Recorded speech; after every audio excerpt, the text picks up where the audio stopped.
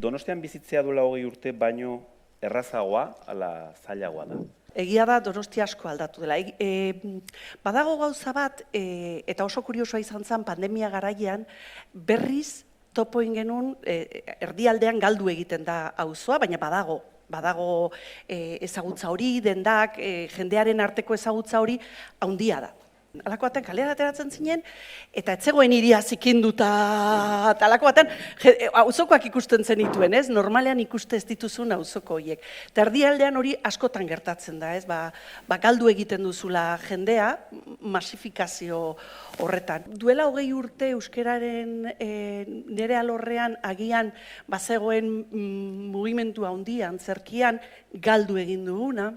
Bueno, nire ustez argi dago masifikazio handia dagoela, eta nire partetik, edo gazteon ikuspuntutik, bai egia dela batzutan, ez daukagula goga handirik Donostian bertan egoteko, eta hori kristonpena da, zenik Donostia asko maite dut, asko gustatzen zait, baina larun bat arratsalde batean, paseo normal bat eman nahi izatea, edo Sagüeseko Petrilan eseri eta dena bete-betea ikustea prezion igoera eskandalo bada, eta gaur egun daukagun prekaritatearekin, gazteok daukagun aukera gutxirekin, ez da oso eramangarria.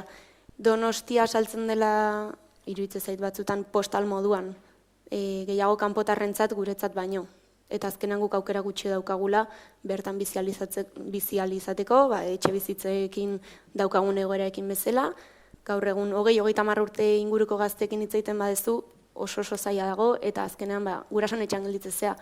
Bai iruditzen zait, hor dagoela erazo nahiko potente bat, eta aldaketak behar dituna, eta zehoz egin behar dara. Euskararen hiria esaten denean, esango nuke ez dela errealitate bat. Gehiago dela nahi bat, desio bat, helburu bat, hortzimuga bat, eta pixkat hortik esaten dela. Donostia euskararen hiria da, horragoaz edo gogoratzeko esaten den zerbait dela, baina benetan, egunerokoan ez da ala gertatzen ni bertsolaria naiz, eta gogoratzen ez pixu batera alokairuan sartu behar genuen, eta bikoteari eta bioi galdetu ziguten, ia bakoitzak lana zertan egiten genuen, eta bikotea irakaslea izanik, esan zioten bai ondo, eta zu zertan egiten zu lan, eta nik bertsolaria.